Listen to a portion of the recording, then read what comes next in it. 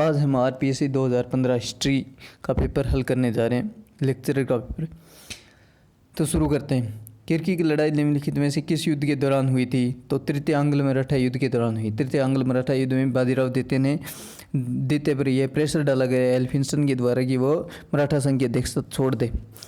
इसी आवेश में बाजीराव द्वितीय ने उनके कैंप किर्की नामक स्थान पर कैंप था उस पर हमला कर दिया और स्वयं हार गए और बाद में पुनः संधि भी करनी पड़ी। आगे दूसरा प्रश्न, अंतरिम सरकार के दौरान भारत सरकार का संवैधानिक सलाहकार कौन थे? तो BN राव थे उस समय। मिस्र के अबू सिम्बल मंदिर किसको समर्पित है? तो सूर्य को समर्पित है। थोड़ा सा और देख लेते हैं इसके बारे में, इंपॉर्टेंट है ये। रेमिसिस द्वितीय द्वारा बनवाया गया था, बलुई पत्थरों का है, इसमें उगते हुए सूर्य की किरणें पड़ती हैं। और इम्पोर्टेंट ज़्यादा क्यों हो जाता है? क्योंकि असवान बांध के दौरान यह पानी में डूबने वाला था और इसको पुरातत्वविदों ने वहाँ से हटाकर दूसरी जगह स्थापित किया था। इसके अलावा मिस्र के दो और मंदिर है जो बहुत ही इंपॉर्टेंट है। कारनाक मंदिर है जिसमें 130 स्तंभ लगे हुए हैं और उस समय की सबसे बड़ी जो सभा मंडल का उदाहरण है ये, 130 स्तंभों का सबसे बड़ा सभा मंडल है। और अब लेक्सलोर मंदिर जो अन्य मंदिर है ये भी बहुत इंपॉर्टेंट है, अमनहोतेप द्वारा बनवाया गया था। आगे क्या है?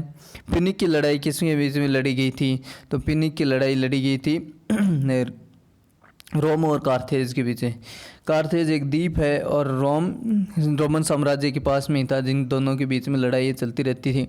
इसमें सबसे पहली लड़ाई 264 ईसा पूर्व हुई, बाद में 218 और तीसरी लड़ाई हुई थी 156 ईसा पूर्व है। तो 264 ईसा पूर्व जो लड़ाई हुई थी और उसमें भी इन तीनों में ही रोम जीतता है। और 218 में जो लड़ाई हुई थी इसमें हनीबल नामक एक उनका कार्थेज का सेनापति था, उसने बड़े ही वीरता दिखाई थी, लेकिन बाद में वो अंत में हार जाता है। और 156 ईसा पूर्व जो लड़ाई हुई उसमें पूरे कार्थेज नगर को ध्वस्त कर दिया जाता है। चीन के निम्नलिखित में से कौन से शासक ने चीन की महान दीवार का निर्माण करवाया? तो वो कौन थे? शी हुआंगटी को चीन का बिस्मार्क भी कहा जाता है। इसने हुनों के आक्रमण से रोकने के लिए चीन की दीवार बनाई थी। तो वाकई ये बहुत ही मतलब विश्व धरोहर में शामिल है, लेकिन उस समय इसको बढ़िया नहीं समझा जाता था क्योंकि ये ज़्यादातर उस समय बेकार स्वार बनाई गई थी, तो लोग इससे त्रस्त थे। बाइबल में नूह की कथा क्या है? तो नूह की कथा जैसी अपने सतपथ ब्राह्मण में है जल उत्प्लावन की कथा, उसी के समान है। थोड़ा उस सतपथ ब्राह्मण में क्या क्या है वो भी देख लेते हैं। तो एक ट्रिक से भी याद कर सकते हैं कि सतपथ ब्राह्मण में क्या है। जल बिन मछली और नयन बिन दुष्ट पुरुष। तो ये सतपथ ब्राह्मण की कथाएं हैं। कौन कौन सी है?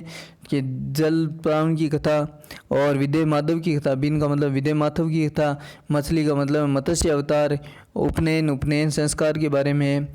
और दुष्ट यानी दुष्यंत और उसकी दुष्यंत की वो कथा है उसके बारे में है, वो भी सतपथ ब्राह्मण में। और पुरुष में एक यज्ञ के बारे में है। तो आगे वाला, पहला रोमन सम्राट जिसने ईसाई धर्म स्वीकार किया था तो कॉन्स्टेंटिन महान थे। इन्हें सेंट कॉन्स्टेंटिन भी कहा जाता है। कॉन्स्टेंटिन ये 304 ईसा पूर्व में शासक बने थे। एम्फोरा क्या है? एम्फोरा प्राचीन रोम की तरल पदार्थ संग्रह की एक विशेष प्रकार का मृद भांड है। आगे क्या है? उमैयद वंश के खलीफाओं की राजधानी क्या है? तो उमैयद वंश के खलीफाओं की राजधानी दमिश्क है। उमैयद वंश के जो संस्थापक मुआविया वो सीरिया का गवर्नर रहा हुआ था, तो सीरियाई लोगों का इसका समर्थन था, इसलिए वो अपनी राजधानी सीरिया लेके गया था। ये उस्मान के समय सीरिया का गवर्नर था। कुरान की कितनी सूराएं हैं? तो कुरान में 114 सूराएं हैं। थर्मोपल्ली की लड़ाई किन किन के बीच में लड़ी गई थी? तो यूनान के नगर और फारस के मध्य लड़ी गई थी। यूनान का राजा था यूनान के स्पार्टा जो छोटा सा नगर है वहाँ से लियोनिडस लीड कर रहा था 300 सैनिकों के साथ में। और जो फारस का राजा है उसका नाम होता है जेरक्सिस डेमेट्रियस प्रथम का बेटा होता है। डेमेट्रियस की मृत्यु मैराथन युद्ध में हो जाती है। इसी का बदला लेने के लिए जेरक्सिस ने वापस यूनान पर आक्रमण किया था। तो 480 ईसा पूर्व में ये युद्ध हुआ था। और जो लियोनिडस है वो एक दिन 2 दिनों तक इसकी सेना को 30 लाख की सेना को 300 सैनिकों के दम पर रोके रखता है। तो इससे अपने याद कर सकते हैं 2 दिन यानी 48 घंटे होते हैं, तो 480 में भी 48 आते हैं, तो ये डेट याद हो जाएगी। 480 ईसा पूर्व है या फिर 48 घंटे उसने रोके रखा था।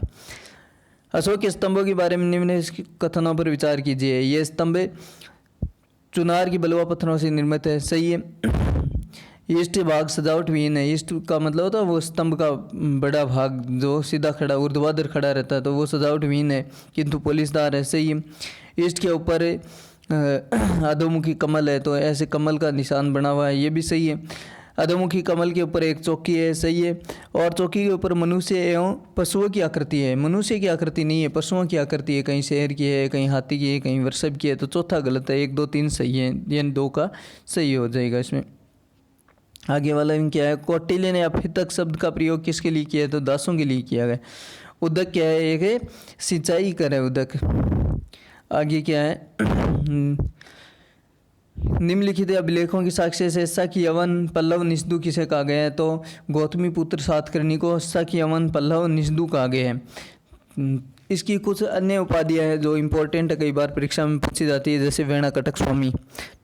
एक इसकी उपाधि है, वेणाकटक स्वामी का मतलब वेनगंगा नदी तक इसका साम्राज्य नासिक से लेकर वेनगंगा नदी तक था।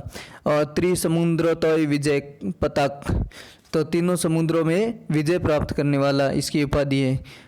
खतीय दपाम मदस यानी मदनम, खतीय दपाम मदनम का मतलब होता है क्षत्रियों का द्रव को चूर करने वाला, तो ये 3 इसकी उपाधि हैं, ये भी इम्पोर्टेंट है। गौतमी पुत्र सातकर्णी की जानकारी वलसरी के अभिलेख नासिक अभिलेख से मिलती है। ये 23वां साझा था।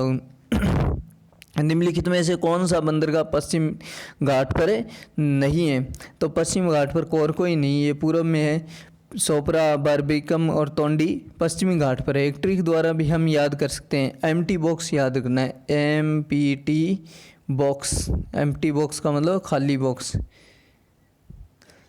तो M से हो गया मुजरिस, P से हो गया पुहुर, T से हो गया तोंडी,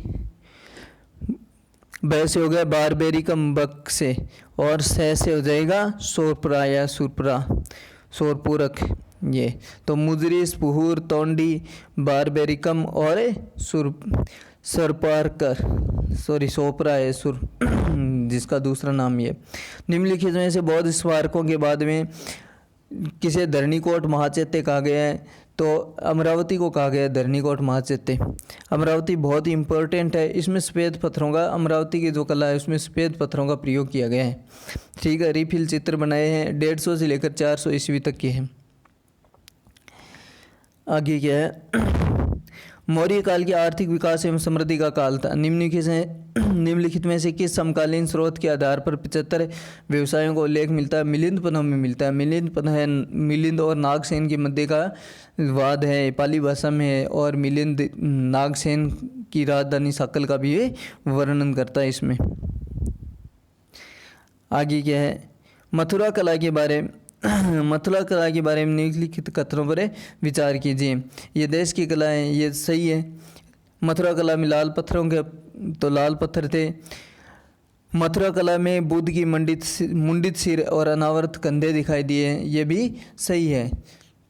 और मथुरा कला के माट गांव में शकों के मूर्तियां हैं, मथुरा कला का उत्कृष्ट उदाहरण है। माट गांव मथुरा कला का उदाहरण है, लेकिन शक नहीं है, यहाँ क्या है, कुषाण है। तो 4 का गलत हो जाएगा, 1 2 3 सही हो जाएंगे, यानी 2 का इसमें सही आ जाएगा। आगे क्या है, समुद्रगुप्त की ग्रहण मोक्ष नीति का अनुकरण किया, तो इनमें से किसने ग्रहण मोक्ष वही अनुकरण करेगा जो दक्षिण का राजा होगा। तो दक्षिण का राजा कौन है, उग्रसेन। बाकी तीनों कहाँ के, उत्तर भारत के, यानी गंगा घाटी का युद्ध हुआ था और जिसमें संपूर्ण राज्य का ग्रहण कर लिया था, वो उनके उदाहरण है। तो थोड़ा अपने को याद भी रखना पड़ेगा कि कौन कौन से राजा जो गंगा घाटी के युद्ध में या आर्यव्रत के युद्ध में शामिल थे। बहुत बार प्रश्न आता है दक्षिण के राजाओं को और आर्यव्रत के राजाओं को छांटने का, तो एक ट्रिक है जिसके द्वारा हम याद कर सकते हैं। अब नाच मत नरुजी, ऐसे हो जाता है अचूते कि भाई युद्ध खत्म हो गया, अब नाचने की कोई ज़रूरत नहीं है, अब नाच मत नरुजी। ऐसे हो गया अच्युते, वैसे हो गया बलवर्मा, नैसे हो गया नागदत्त नागसेन, और जैसे हो गया चंद्रदेव, मैसे मतील, और नैसे हो गया नंदी, रू से हो गया रुद्रदेव, और जी से गणपति नाग। तो इससे याद रह जाएगा। एक विष्णु गोप याद रख लेना है, कांची का है क्योंकि वो दक्षिणतम बिंदु था इनका, तो वो भी बहुत बार पूछा जाता है। दक्षिण का ही राज्य है वो अलग से याद कर लेना। बाकी इनको याद होंगे तो दक्षिण वाले अपने आप याद हो जाएंगे, उनको याद करने की ज़रूरत नहीं है, फिर इनसे छंट जाएंगे वो, कोई प्रश्न आएगा तो। सुमिलित कीजिए। तो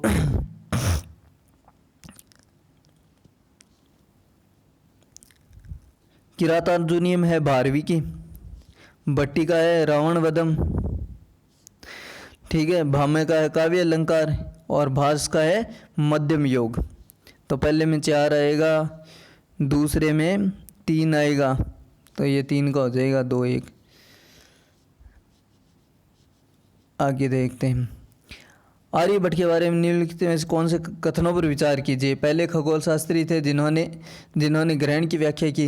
इन्होंने पृथ्वी की धुरी पर घूम रही है इसकी व्याख्या की, ग्रहण की व्याख्या की, और एक वर्ष में कितने दिन होते 365 पॉइंट वो बताए, पाई का मान बताया था इन्होंने, और स्क्वायर, अंडर रूट, क्यूब, इनके मान बताए थे इन्होंने, और चक्रीय चतुर्भुज के बारे में बताया, त्रिभुज के बारे में बताया। तो बहुत सारी चीज़ें हैं जो इनके बारे में। तो 1 2 3 4 सारे ही सही है इनके। अरसर क्या है? अरसर दक्षिण के शासकों को अरसर कहा जाता था। अब है निम्नलिखित सुमेलित नहीं है, तो चंदेल बघेलखंड, बघेलखंड ये नहीं है, ये बुंदेलखंड ये, तो ये गलत हो जाएगा। बाकी मालवा की परमार है, कलचुरी त्रिपुरी का है, और सोलंकी गुजरात के हैं, ये सही हो जाएगा। भारतीय विद्वानों जिन्होंने तिब्बत के बौद्ध धर्म के प्रसार में महत्वपूर्ण भूमिका निभाई थी। तो तिब्बत ये बौद्ध धर्म, तिब्बत पद्म संभव, संरक्षित और दीपांकर, ये सारे तिब्बत के थे। कुमार जी तिब्बत के नहीं थे, ये चीन गए थे। तो एक ट्रिक है बहुत इंपॉर्टेंट, बार बार पूछे जाते हैं तिब्बत पर इनके। चप्पल दिशा याद रखनी है कि तिब्बत जाने वाले चप्पल की दिशा में चले थे, चप्पल की दिशा। तो जैसे हो गया चंद्रगोम, पैसे हो गया पद्म संभव, दी से हो गया दीपांकर, और सा से हो गया शांतरक्षित या संरक्षित। और चीन वाले भी याद कर सकते हैं, बीका जी, बी के जी, बीका जी की थैली लेके गए थे। बीका जी, बी से हो गया बोधि धर्मन, कैसे हो गया, कैसे हो गया कुमार जी, और जी से हो गया गुणवर्मा। तो अपने को ध्यान रखना है, 1 2 3 सही हो जाएगा इसमें पहला, और कुमार जी उसमें नहीं शामिल है। आगे क्या है? प्राचीन भारतीय साहित्य के किस भूभाग को यवद्वीप कहा जाता है? तो यवद्वीप कहा जाता था जावा को। आगे क्या है? निम्नलिखित में से कौन सा सुमेलित नहीं है? तो पहला ही सुमेलित नहीं है, तीर्थ यात्रा कर 63 में लगाया था, इसमें 62 लिखा हुआ है, ठीक है। जजिया कर 64 में है, मजहर की घोषणा दीने इलाही, सारे सही है। आगे क्या? मीर बहरी क्या है? बहरी है जहाज़ों का।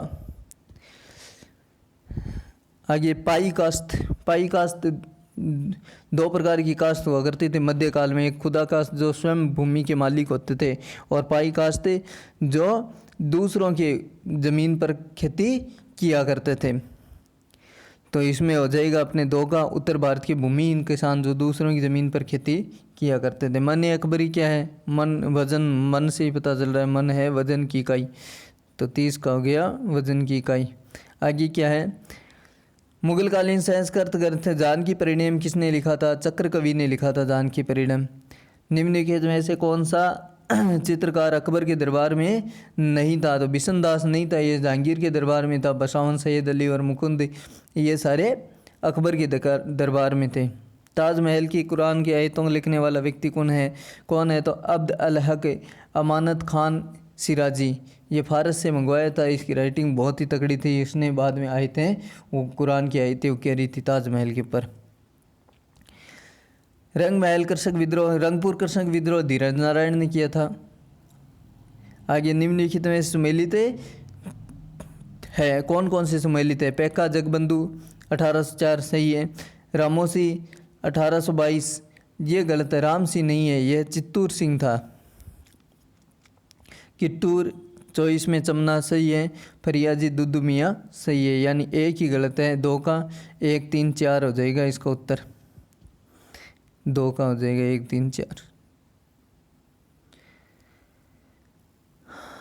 आगे निम्नलिखित को सुमेलित नहीं है।